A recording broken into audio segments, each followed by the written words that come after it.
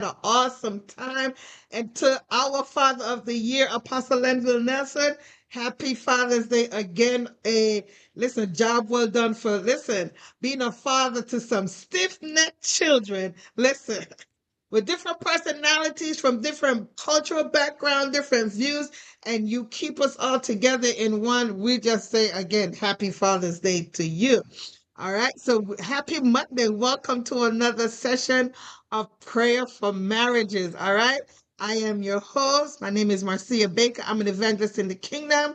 I'm also a therapist. I'm also a therapist, and we're just doing things for the Lord, just making our lives, more what I should say, more palatable, so that we can reach people in where there is the need.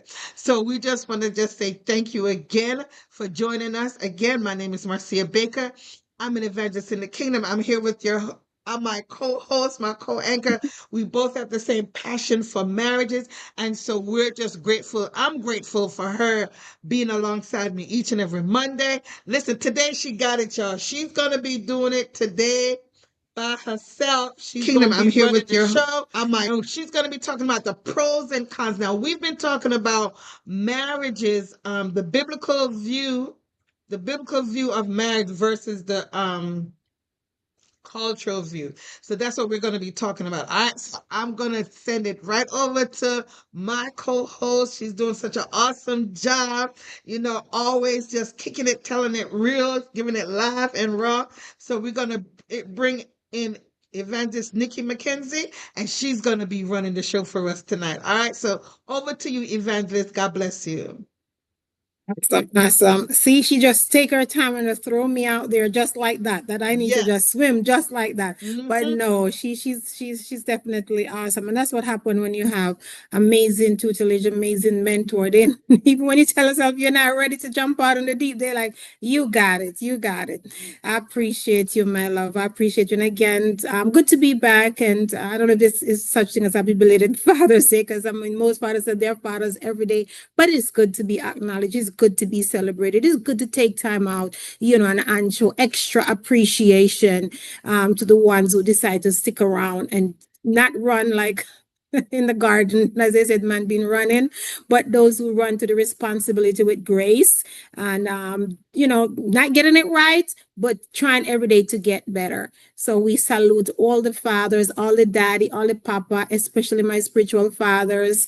Yes, I have plenty of spiritual fathers, uncles, spiritual, all of that. So I appreciate all the men that is standing in the gap as the priest of their household, and holding it down with instruction, leading well, for being that true example of what true leadership is supposed to be. We salute you, and we know it's not easy, and sometimes we women don't make it easy for y'all, but we appreciate y'all staying the course, doing what you're called to do as the responsible priest of your family. So again, salute to our own Apostle Lenville Nelson. Yes, he actually won Fathers of the Year.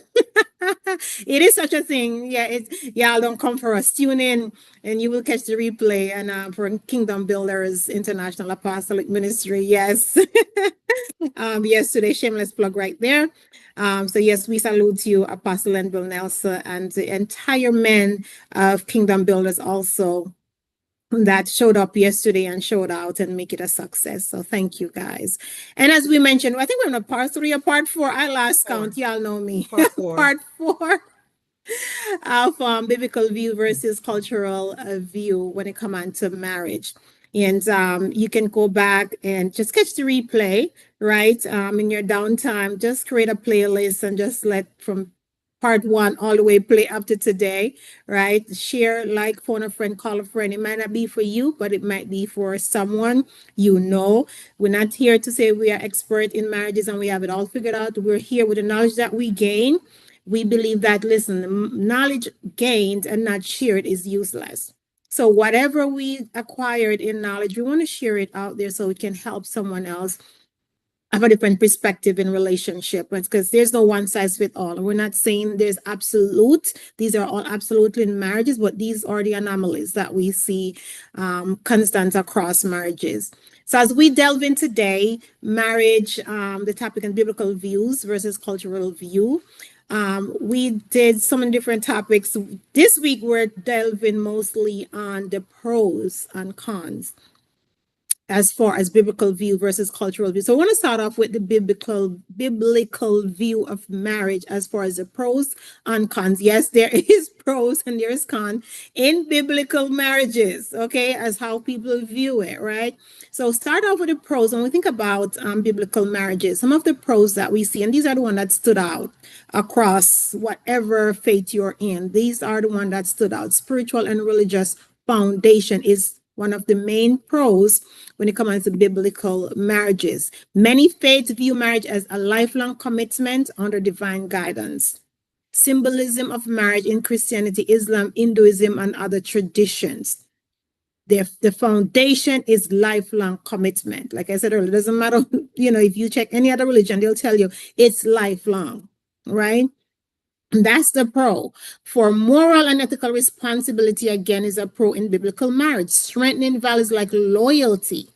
Because if you understand, as we delve in several weeks before, because that's again, we're on part 4, and you go back and catch replay, will tell you that when you think about earthly marriages, the biblical view of earthly marriages, it is in alignment with how we are married to Christ. So when we think about moral and ethical responsibility, think about your faith with God, right? It's the same concept that strengthened your faith with God, which is loyalty, commitment, patience, and sacrifice. It's the same thing in biblical marriage. Those are what strengthened it. It's seen as an act of devotion, not convenience, right? Those are what drive biblical marriage in the pros.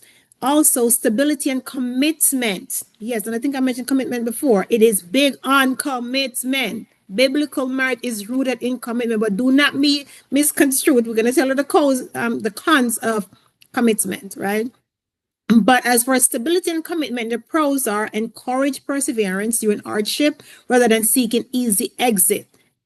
And once I said that you can pinpoint when we think about cultural, right? On to the next. I'm out of here when it get hot, right? And heavy, right? But one of the pros in biblical marriage is to ensure that in spite of situations, health issues, mental illness, whatever the circumstances might arise, right? We don't run. We try to find a solution to work together, offer structure, spiritual path for raising children, godly seeds. We can say these children are lost generation, but we are not being Christ-like, so they can emulate us and not the world. Because ministry starts at home. Biblical marriage is not when you get in the sanctuary. It's a daily living for Christ, and your home is your first ministry. Now, some of the cons when you think about biblical marriage, yes, the rigid expectations. Some argue religious doctrine impose unrealistic standards, inflexibility in addressing modern relationship challenges.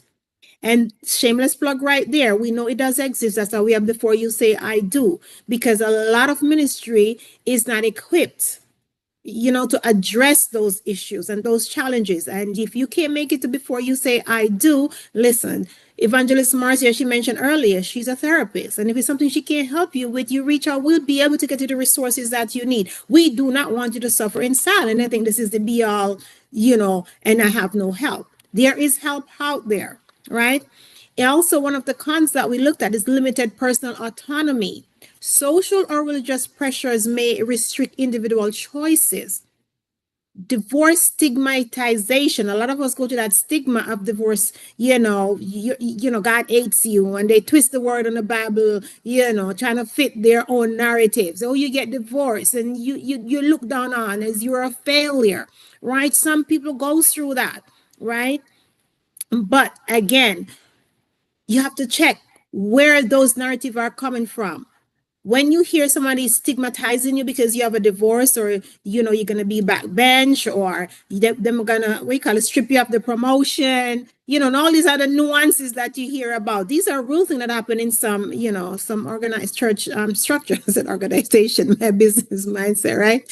These are real things that people go through, and because of that, they'll stay in situation You know what I mean? Because a lot of time we get in situation and we know it was not for a covenant, it was for a contract. Be real now, you know?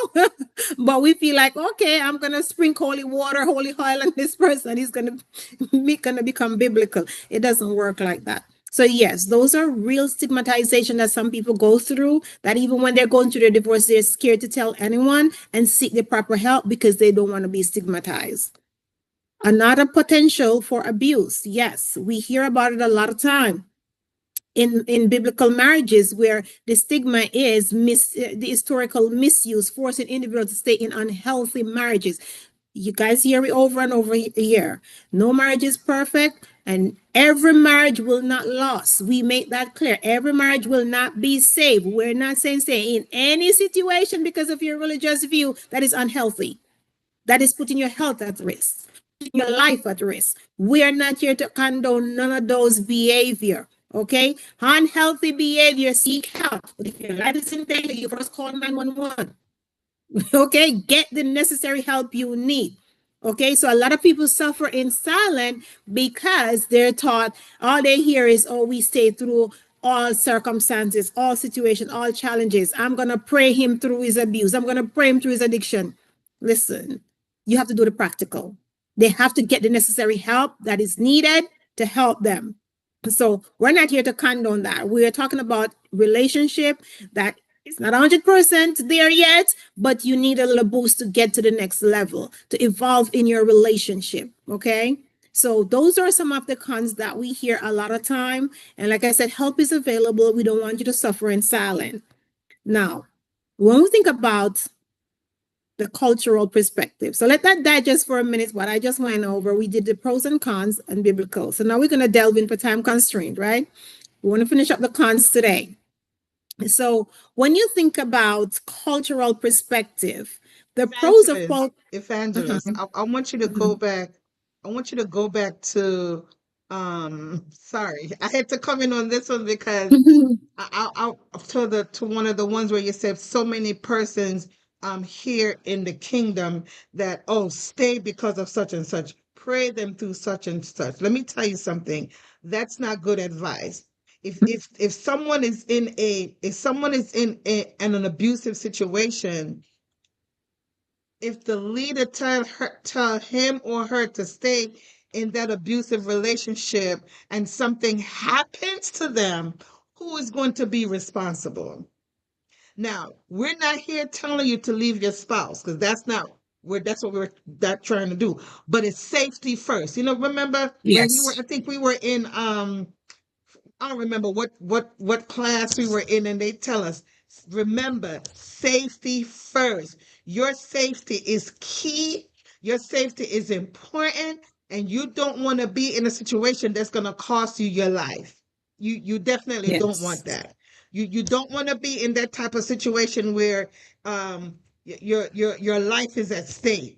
You definitely you do not want to be in that situation. So one of the cons of when you're in a certain religious organization, they will tell you, especially when they don't believe in divorce and remarriage, they will tell you to stick it out. And I'm not telling you not to stick it out, but your safety is first. Just because you go and get help for safety doesn't mean you're divorcing. Right. You're giving him or her that time and space to get anger management treatment and to find out what is their root cause for being abusive. So we're not telling you to stay in a an abusive relationship because I know the persons will flood my inbox and my email. Oh, but Evangelist Nick is saying we need to stick it out. No, that's not what she's saying. We don't condone abuse of any kind. No, Get the necessary help. We're not saying go run and right. get divorced. Seek help. And this is why I'm not just saying women get help. I'm saying men get help too because women abuse men. It's not we don't hear about the men that are being abused because men are not going to come out and Yeah. say, oh, my wife is beating me, right? No, because their ego won't allow them, so they will suffer in silence, right? They Yeah, will. and then to be fair, evangelist, it doesn't have to be physical abuse. Right. Emotional abuse is also is Listen, what that's lead to a lot worse. of mental health Yes. issues because you Yes. feel like you have to suffer in silence Mm-hmm. because of the Mm-hmm. stigmatization, especially if you have a title in church and you treasure the title more than your own health. Oh, I don't want him to strip me of my title and then demote me, or all Exactly. these things that you get the position, because I realize this is a thing, evangelist. I don't know, it was a thing that some people get the position based on the fact that they are married. That is true. That is true. That is true. And that's not fair to the person's mental Mm-mm, health. no. Because if God forbid, if my husband is cheating on me, right? I'm and it's if it's not a one-off thing, right? That's gonna work on your psyche. That's gonna work on your mental Mentally. health. You're gonna be like wondering, I'm doing everything. I'm praying, I'm fasting, I'm reading, I'm cooking, I'm cleaning, I'm giving him the bedroom. I'm not he's not lacking anything, and he still goes out there. He needs help and vice versa, and she needs help because it works on the other partner's mental psychic to say, wait a minute, what am I doing wrong? And you don't necessarily have to be doing anything wrong.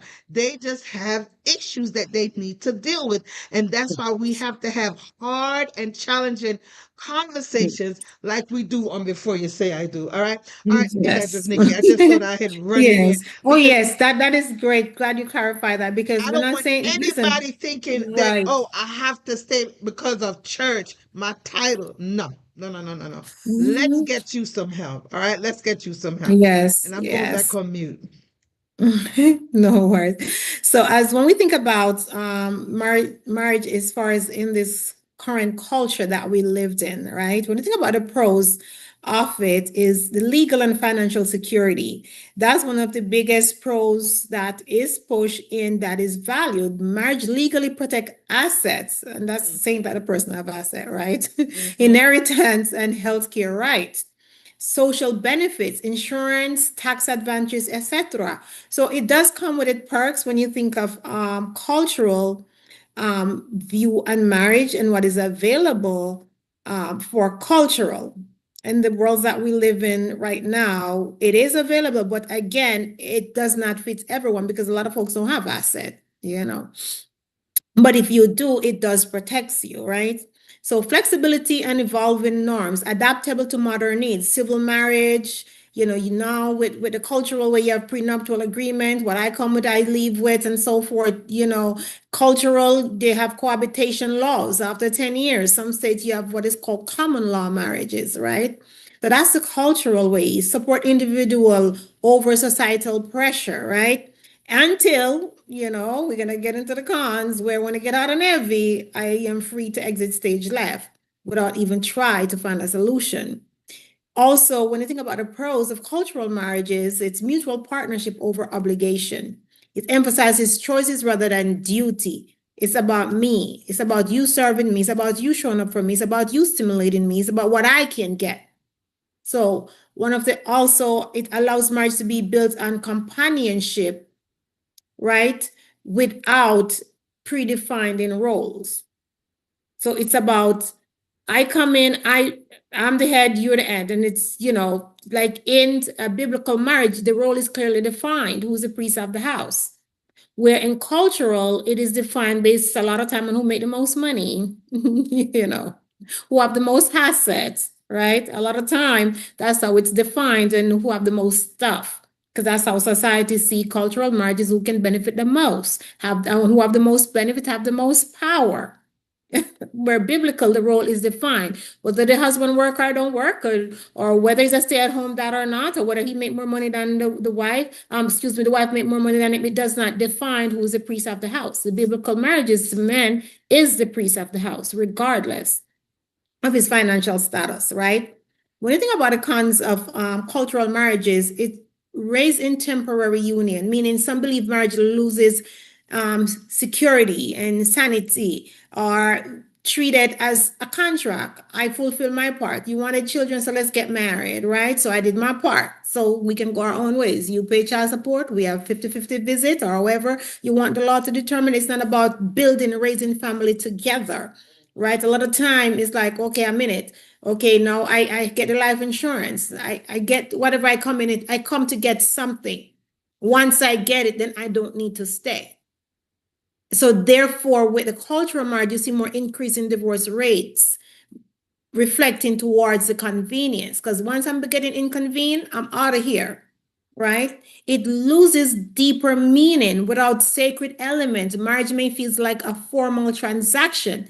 Marriage is treated like a business contract because that's what it is, a contract. A lot of time people say, well, I'm only in this for 10 years. I'm only going to give you 20 years. I'm only going to give you 25 or until the kids are adult. Then we out of here. Let's raise the kids together. By the time they turn 18, we go our own individual way. That's how a lot of folks see cultural marriages. So it's a bigger challenge to maintain long-term commitments because it is I get in, I sign up for this. Once I fulfill this part of the contract, then I have no need to stay. So it's less emphasis on family structure. In some cases, cultural view dilute traditional family dynamics. Alternative partnerships, such as cohabitation, as we mentioned, replace conventional marriages. So basically, when you think about the difference between both, you're saying, Evangelist Nikki, Sister Nikki, right? You're saying, okay, so these are the pros of biblical marriage, and these are the cons. These are the pros of cultural, and these are where do we meet in the middle? Where do we find a balance? Is there a way that we can meet someplace in the middle and have a win-win? Right? Well, glad you asked because next week when we reconvene, we're going to delve in where do we find a balance? What does that look like? Can marriage exist at an intersection of convenience, cultural convenient marriage, which is a contract, or biblical marriage? How does that cohabitate in this current society that we live in?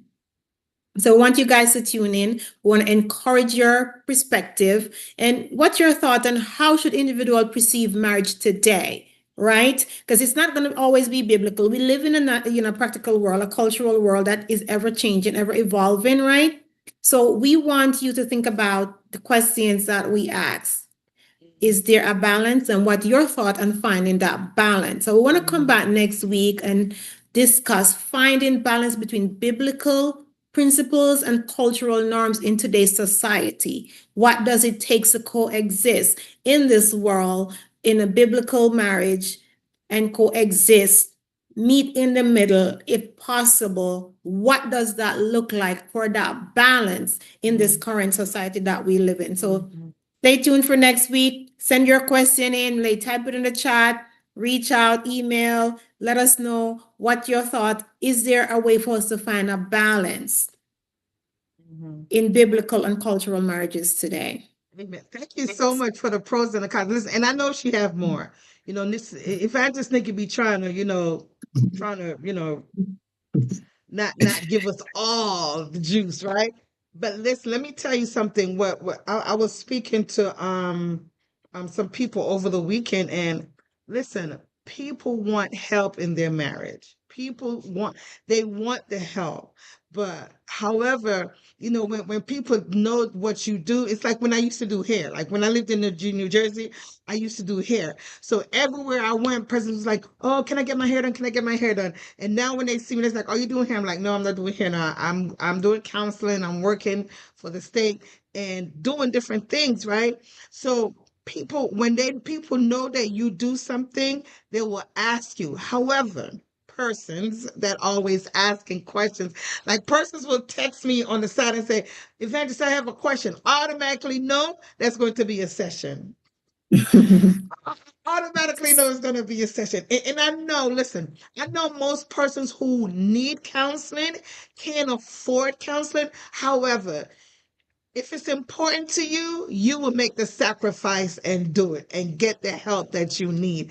I give free 15 minutes consultation, 15 minutes, and I do set a timer. When the 15 minutes is up, my time is up, right? But I want you to know that just because you may not have the finances, we have this program right here that we have a plethora of topics. You name the topics, Evangelist Nikki and myself have covered it. Plus, also we have Before You Say I Do. that we have, it's what, from 7 to 9, 9:30, sometimes 10 o'clock, that we have sessions that cover a whole list of stuff. And those sessions, these sessions are free.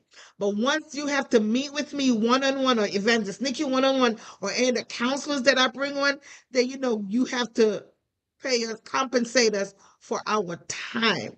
So we're talking about biblical view of marriage versus the cultural perspective. Now, let me tell you something. They're so close, but yet they're so far apart, because we have to know, who are we going to follow, especially when it comes to marriage, and especially when we say we're Christians or Muslim or Hindus or Buddhists, whatever religion you find yourself in, there are Yes. principles that guides you into your marital relationship. All right. So listen, y'all, I just want to say thank y'all for joining us. Listen, we are on break from Before You Say I Do. However, on June 26th, 27th, and 28th, I need you all to meet me in Sunrise, Florida at 6150 West Oakland Park Boulevard. Divine Alignment Conference 2025 will convene our first in-person conference. We've been doing conference online throughout COVID and after COVID, but this one we're going to be in person, and I need to see your faces there. However, if those of you who live out of state, but you say, no, what, Evangelist, I wish I could come. You can come. You can come. I'm gonna tell you how you can come. You can sponsor somebody. You can register. No, let me not say sponsor somebody, because you will not be sponsoring anybody. You will be registering for the conference. Yes, you will be helping me to curtail some of the costs for the conference by registering. Now, the flyer is on my page, it's on my TikTok, it's on my Facebook, it's on my Instagram. Scan the QR code and just register. Say, Evangelist, I can't make it, but I'm going to register. All right. So I want to see you there. We're going to have um, Thursday night session preaching. We have Friday morning prayer and deliverance and prophetic release. Then we have a teaching in the Friday afternoon. Friday night service, we have a powerful, powerful men and women of God that's going to be preaching and teaching and deliverance and prophetic release. Saturday morning, we have prayer and prophetic release. And also Saturday night, we have automatic, dynamic, amazing service. I want to see you. If you're not there, it's okay. I understand. But I just want you all to help support the ministry. You've been kind, you've been faithful, and we just love you. And we just want to say thank you. Also, I want to give a big, great big shout out to my big brother, Bishop.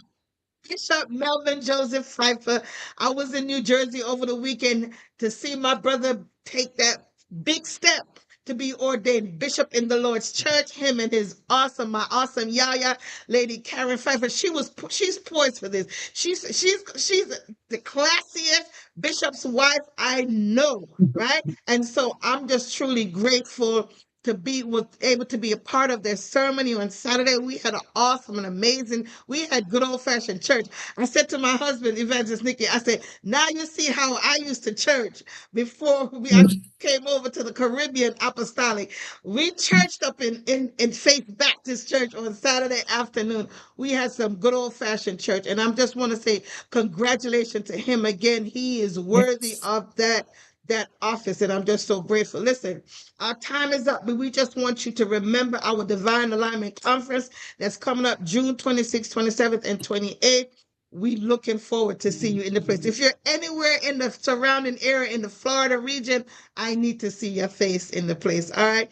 Listen, the Lord bless you. God bless you. Listen, we're going to come back next week and we're going to talk about the cultural view, because so many times culture get mixed up in the biblical. So we're gonna Evangelist Nick and I are gonna do our best to straighten it out on next week. All right. So God bless you. God keep you. Thank you for joining us. If you're catching the replay, we love you and thank you. And do us a favor, share this broadcast. Evangelist Nikki alluded to it. It may not be for you, but it's for somebody else. All right. So God bless you and we love you. Have an awesome rest of your evening.